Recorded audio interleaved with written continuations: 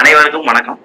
தினமும் ஒரு சத்துக்கள்ன்ற தலைப்புல இன்னைக்கு பார்க்க போறது வைட்டமின் பி.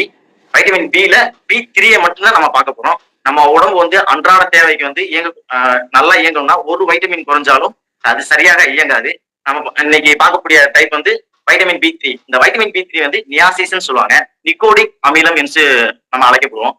ஆக்சுவலா இது 8 வகையான வைட்டமின்ல இது நீரில் கரையக்கூடிய வைட்டமின்களாக இது கருதப்படுகிறது. நைட்ரிக் ஆக்சைடு உருவாக்கி உடம்புல உள்ள கொழுப்புகள், அமிலங்கள் இதெல்லாம் உடைக்க ரொம்ப உதவுகிறது. நியாசிஸ் உணவிலிருந்து ஆற்றலை வெளிப்படுத்த உதவுகிறது.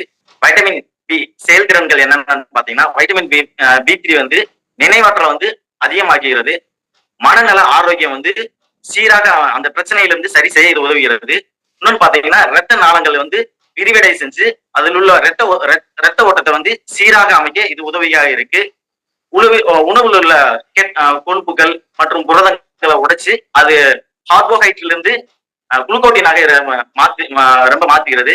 அடுத்து நிக்கோடிக் நல்ல கொழுப்பு இது அதிகரிக்கவும், கெட்ட கொழுப்பு இது குறைக்கவும் ரொம்ப உதவிகரமாக இருக்கு. இருதயம் இருக்கு பாத்தீங்களா, இது சீராக இயங்குவதற்கு பலப்படுத்த இது ரொம்ப உதவிகரமாக இருக்கு. நம்ம உடம்பு சரும புற்றுநோயின்னு சொல்லுவாங்க பாத்தீங்களா, இது வராம தடுக்க உதவிகரமாக இருக்கு. வைட்டமின் பி3 இது டெபிஷியன்சி என்னென்ன இருக்குன்னு பாத்தீங்கன்னா, நாக்கு சிவப்பா இருக்கும், லைட்டா வீங்குற மாதிரி தெரியும். டெர்மடைசிஸ் சொல்லுவாங்க பாத்தீங்களா, அங்கங்க புள்ளி இந்த மாதிரி எல்லாம் இருக்கும். வயிற்றுப்போக்கு அடிக்கடி அதிகமா வரும். எதுலையுமே அக்கறை இல்லாம இருக்கும். பசியே இருக்காது.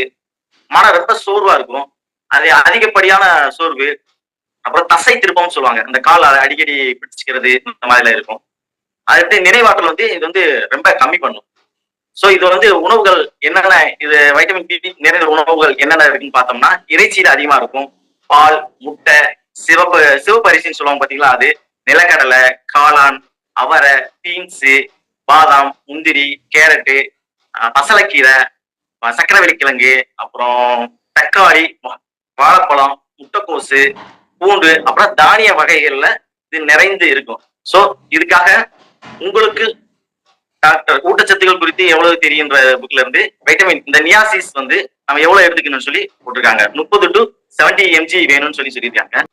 டெய்லி பிளஸ் சொல்லுவாங்க. இதுல எல்லா விட்டமின்ஸ்களும் இருக்கும். இதுல நியாசிஸோட அளவு 11 mg இருக்கும்.